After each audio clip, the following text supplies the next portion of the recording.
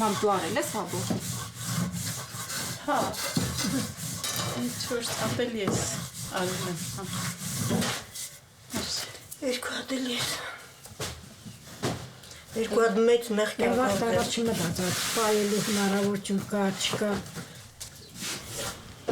Արդեն հմիկ մտածեն, որ այդքան ունենան ինչով պայի։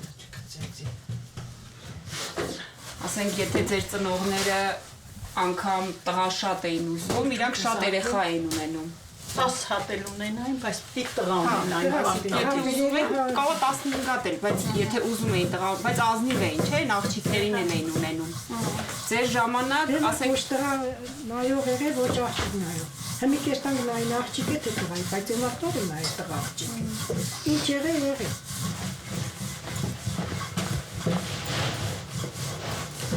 Աղջիկներին կհանին, տղեկներին կհանին։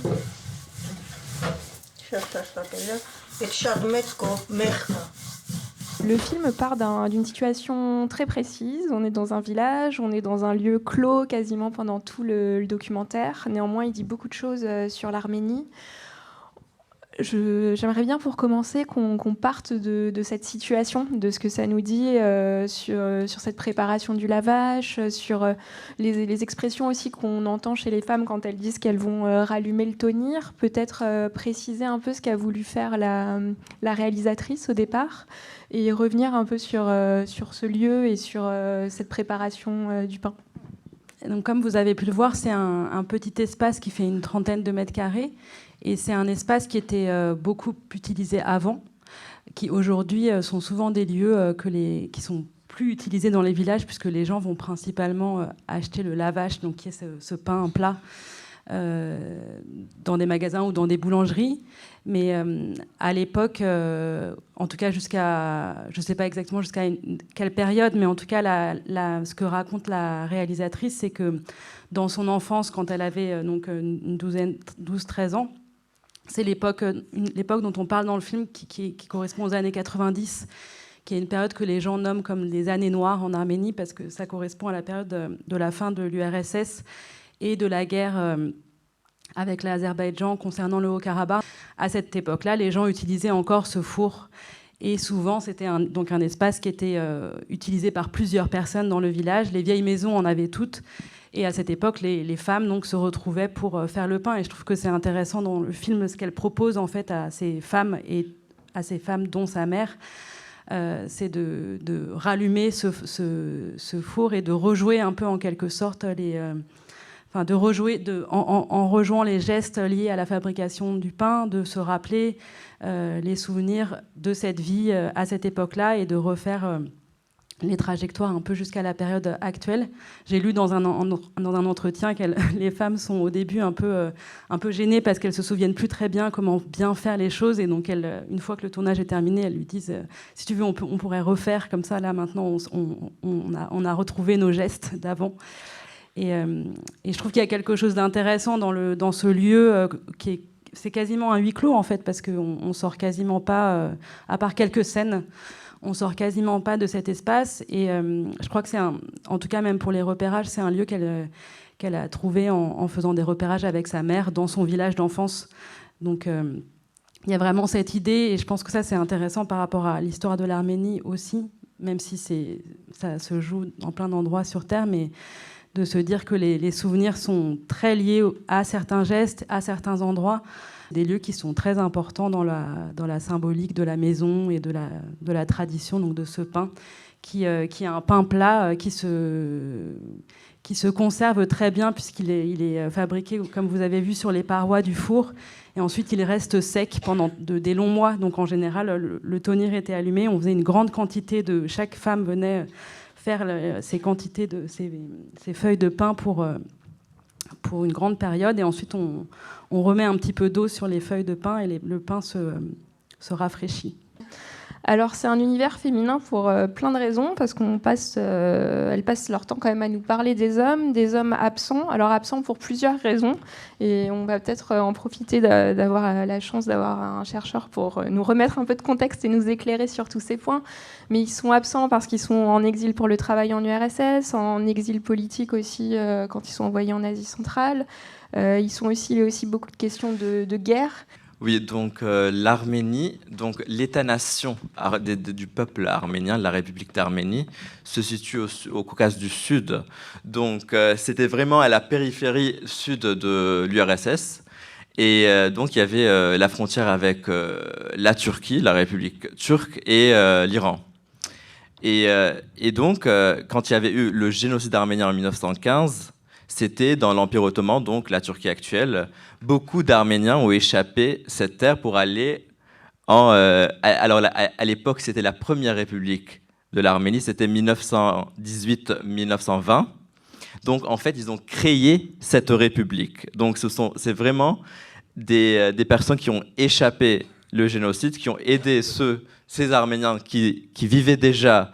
À l'époque, c'était l'Empire russe qui vivait, donc ils ont créé cette république arménienne. Et même avant l'arrivée des bolcheviks en 1920, il y avait aussi des troubles, il y avait la famine, il y avait le typhus, donc c'était pas à un moment donné. C'était même une libération, le fait que les bolcheviks sont arrivés, parce que les Turcs voulaient même envahir la première république de l'Arménie. Mais en 1988, il y avait deux événements. Premier événement, c'était le mouvement national du Haut-Karabakh. Donc c'était une idée où le peuple arménien du Karabakh, donc cet territoire autonome dans la République azerbaïdjanaise soviétique, donc peuplé d'Arméniens, une région autonome, voulait être rattaché à l'Arménie, donc à la République soviétique d'Arménie. Et en même temps, il y avait eu le tremblement de terre de Spitak.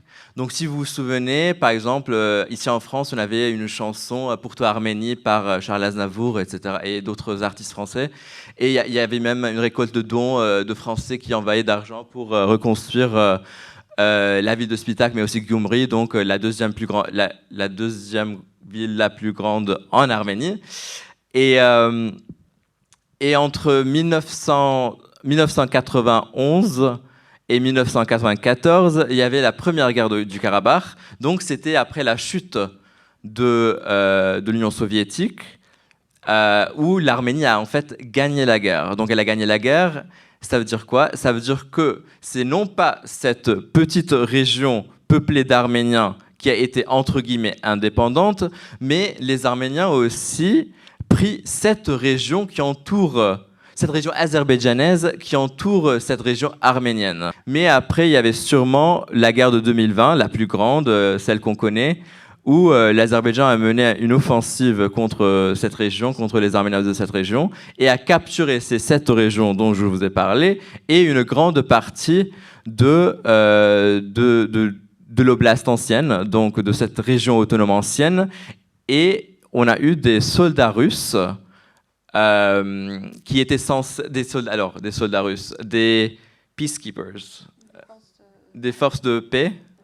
Ok, donc maintien de la paix, donc toujours paix entre guillemets avec la Russie dans cette région. Donc c'était eux qui contrôlaient en fait le seul corridor qui liait l'Arménie avec ce petit territoire. Et finalement, en 2023, il y avait eu la dernière offensive. C'était pas vraiment une guerre, mais une offensive quand même. Et l'Azerbaïdjan a pris tout ce territoire. Les Arméniens de cette région, donc 120 000 personnes, ont subi une épuration ethnique et ils ont dû quitter leur territoire pour aller en République d'Arménie. Et jusqu'à présent, on n'a pas forcément une fin à ce conflit. Voilà. Oui, elle en parle puisque le film date de 2022. Du coup, ils sont en train de parler de la conscription qui va arriver pour la préparation de 2023.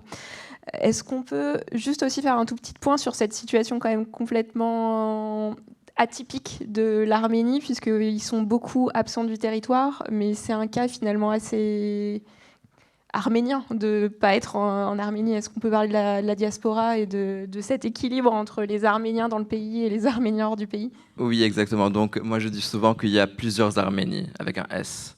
Donc, l'Arménie, pour moi, c'est en pluriel. La diaspora arménienne, elle est l'une des 3 anciennes diasporas du monde. Il y a la diaspora juive, la diaspora grecque aussi. Donc, ce sont des groupes qui sont installés ailleurs, mais ils ont quand même continué à créer une Arménie, à créer de la culture ailleurs, à leur manière, dans des régions différentes. Par exemple, un lieu très important, enfin 2 lieux très importants. La première, c'est Venise. Donc à Venise, il y a une petite île qui est l'île de Lazare, l'île de Saint-Lazare, pardon, où il y a un monastère des méritaristes. Ce sont des Arméniens catholiques dont ces moines, ils ont écrit le premier livre sur l'histoire du peuple arménien. C'était au début, au mi-18e siècle.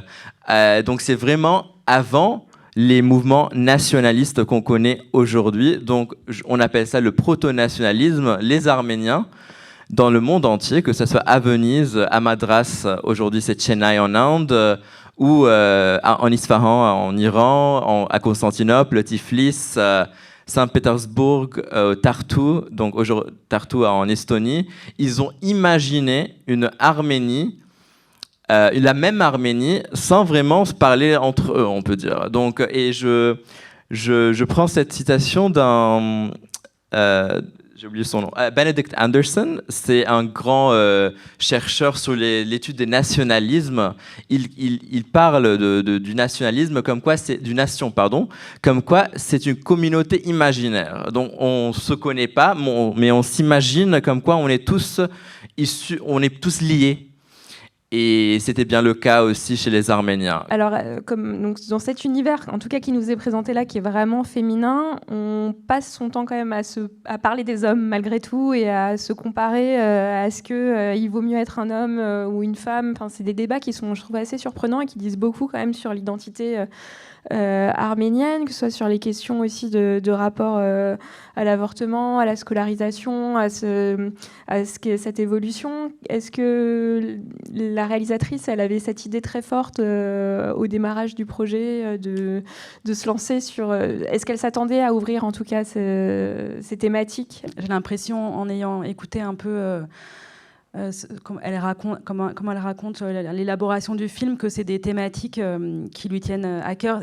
En fait, en Arménie, il y a ce dont parlent les femmes en faisant le pain, c'est un vrai sujet. C'est-à-dire qu'il y a une problématique d'avortement sélectif.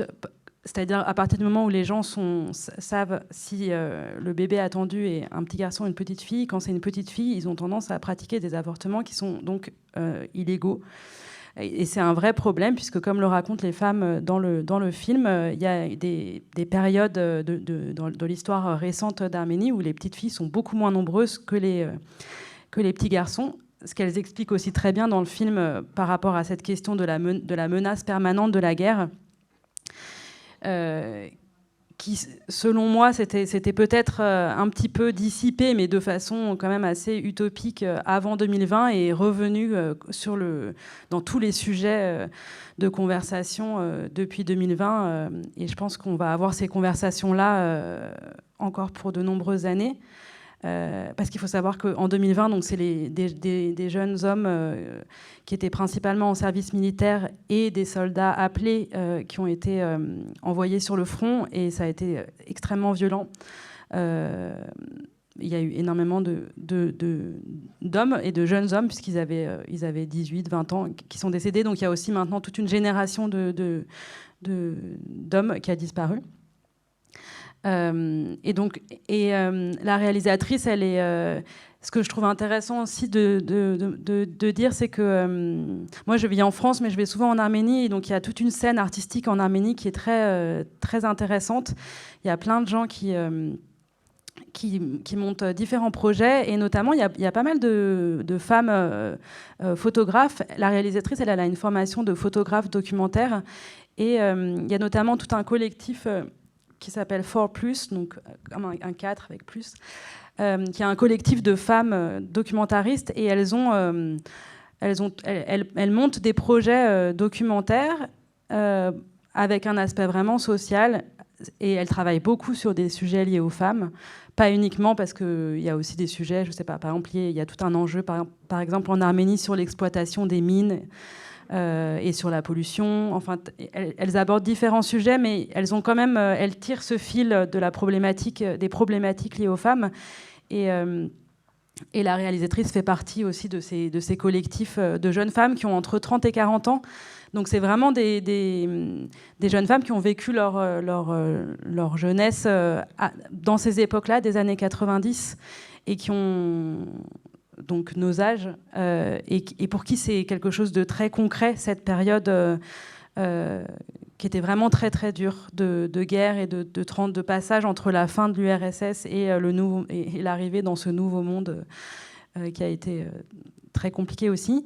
Il y a ce pays qui est enclavé et qui est dans des grandes difficultés géopolitiques. En même temps, il y a beaucoup de circulation avec des lieux très éloignés, que ce soit Moscou ou que ce soit Los Angeles. Donc il y a une ambiance aussi quand même en Arménie qui est assez intéressante, due à ces mouvements qui sont autant liés à du travail saisonnier qu'à des mouvements liés en effet à la diaspora qui circulent en fait entre des espaces et des mondes assez différents les uns des autres.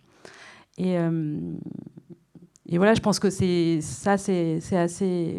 assez fort aussi, parce que cet espace de fabrication du pain, le tableau en tout cas est assez rural, on va dire. Les femmes sont assez âgées. Et en même temps, je trouve la présence de la réalisatrice aussi apporte autre chose. Et disons que c'est une reconstitution de gestes qui n'ont pas forcément lieu aujourd'hui tels quels, mais qui permettent de traverser en fait un peu toutes ces problématiques qui sont des problématiques très très concrètes en fait pour les femmes en Arménie aujourd'hui.